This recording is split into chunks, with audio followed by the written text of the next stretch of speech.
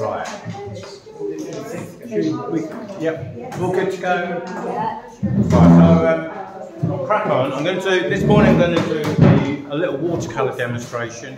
I haven't done any watercolours for quite some time, but it's time to do some watercolours. So we've got this week and next week, and then we've got a Christmas break, so there's, next week as well. And then we're back on the 9th of January. So, I thought this would be perhaps, relatively simple colour-wise. There's not so much colour in that one. I'm just sketching this out quite quickly.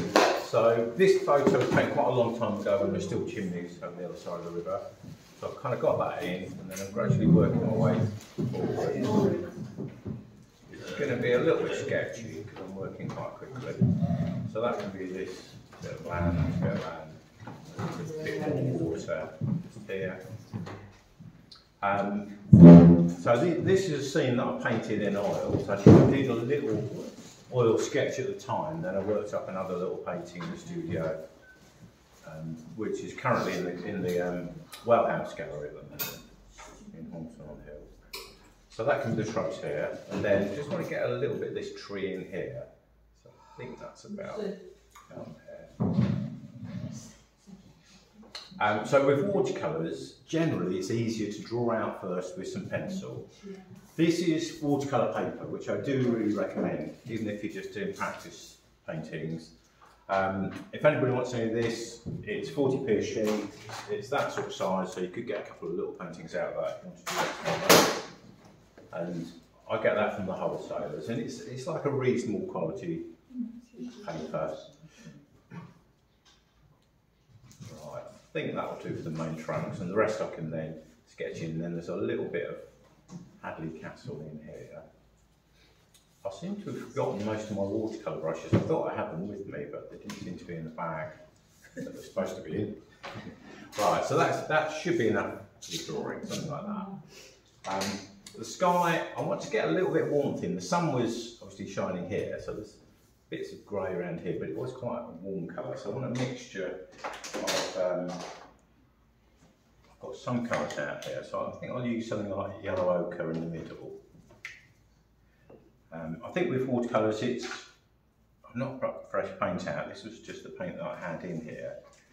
I do find that it's important to have plenty of paint mixed and to really use as big a brush as you can in the area that you're working.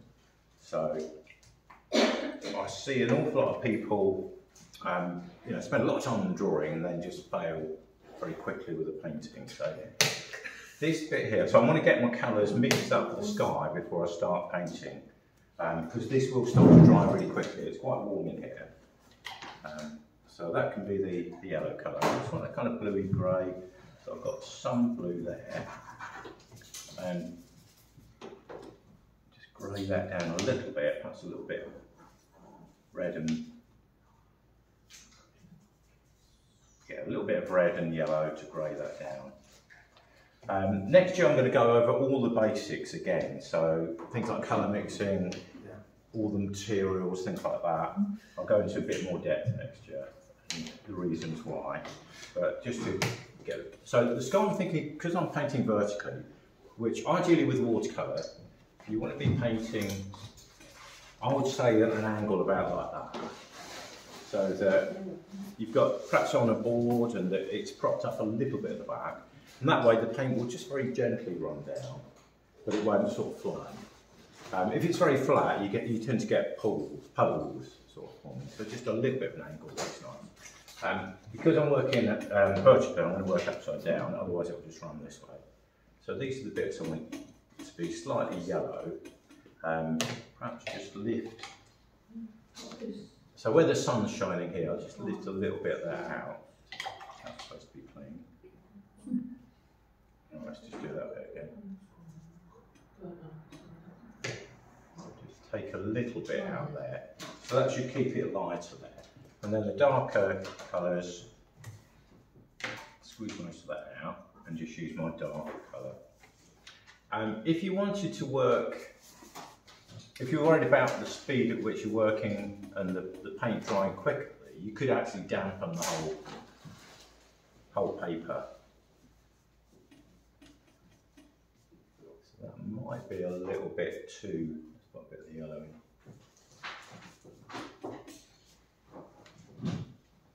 So working like that, the paint's going to run down this way. Sometimes you get these little puddles forming, so I find it's best to just mop those up a little bit, otherwise that will run back. Right, I'll turn that back over now so I can work another area. But really, the ideal thing is to let all that dry now. Then working my way forwards, we've got some of these bits in the distance. So again, I just want something slightly stronger than the sky colour in the corner. So I'll mix that same grey again, but just slightly darker. And ideally, perhaps let that dry. This is already drying quite quickly. That's a tiny bit dark. So I just want that a little bit lighter. So the way to lighten that is just add a bit of water. I don't really want to.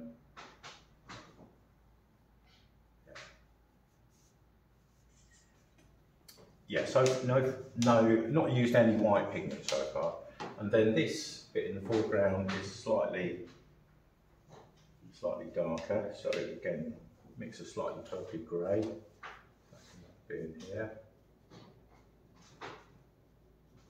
And all these bits in the water, I'm just leaving white paper showing.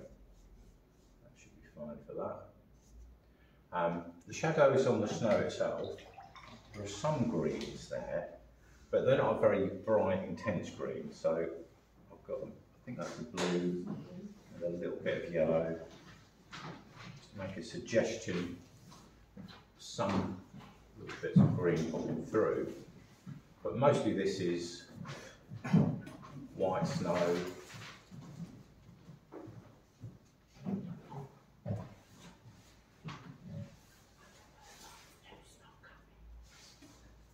And just making a few marks to suggest clumps of grass. And then really want to get these lovely blue shadows that we got from the snow.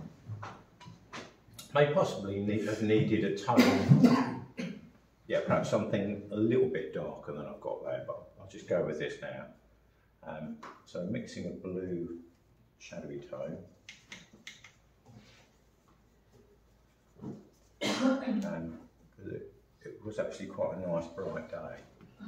Let's try that. What can work well is to just have a bit of scrap paper to try all your colours out on, because they often look quite different in the palette to how they look on the paper. So just trying that out there. Oh, do they dry lighter or darker? A bit lighter. They'll dry lighter. Yeah.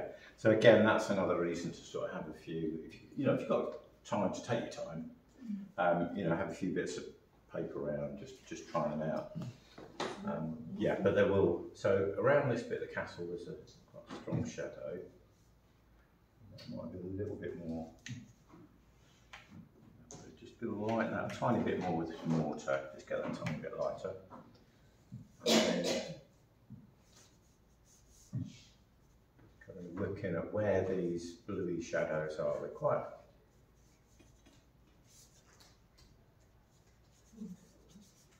So using a slightly smaller brush than what I used for the sky. And then as we get further forward, they're kind of clumps. The other thing I find about watercolours is I don't do them that often. It's mostly doing things like this. And if I can get a really simple subject and maybe do a kind of warm-up watercolour, try just something a little bit sketchy. I always find it takes me a little while to get back into it and just to get back into the flow. So I'm looking at these individual footprints. I think watercolours can work quite nicely for this sort of scene, where you've got these very sharp kind of marks. So that could be the foreground, if I can have that. Across here. And then the tree and the castle itself. Again, this darkish grey, so I use some brown and blue to make a nice dark grey. And actually this shrub as well, this could be the same, couldn't it? Might try a flatter brush for that, see how that works. Yeah, that way I can sort of feather out the marks a little bit. Somebody was asking me the other day about fan brushes, which some people like to use. I just find that I don't have an awful lot of control with one of those. But this brush I can sort of feather out the marks a little bit with. Need to mix some paint, not enough. Let's get that again.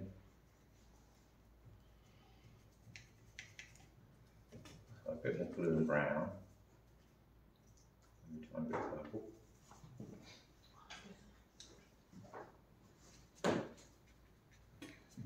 Darks in there. And then the tree itself. Working. Through the branches. And I can probably use the same sort of technique I used last week with the oils, just to get that suggestion of the twigs. And a little bit smaller. Fortunately, I didn't bring the best brushes. This one might be able to get. Yeah, this is where watercolours can come into the because you can get some very nice thin marks. And I'll just soften that down a bit. Particularly towards the end of the twigs, you don't want them too heavy and dense at the ends, otherwise they'll look a bit too over. So sometimes I find branches, some darker branches, some lighter branches, and it helps the whole thing look a little bit more animated. And then I actually might try with my bristle brush. Let's try that first. So to get the dry brush, I'll try a little bit here first, using that grey.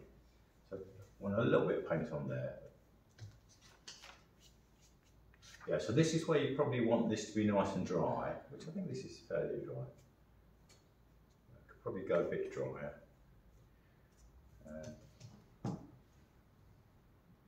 Just dry that on the rag a bit first.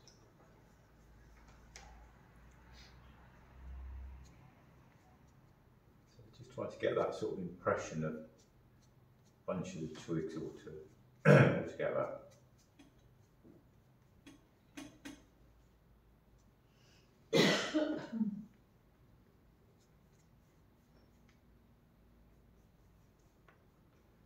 So that's looking okay. It could be a bit dark, I think. So just go over and sun them again to get sun them a little bit darker. Just get kind of broken look to that.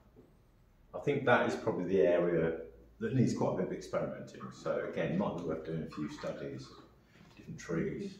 I'll try and get it all in one painting. The other thing is, if you've got quite a rough paper, sometimes that can be quite good. I think that might be slightly down too. If you've got a rough paper, sometimes that can pick up the texture a bit better. And then finally, I'll just pop a little bit of the castle in, just to try and give context.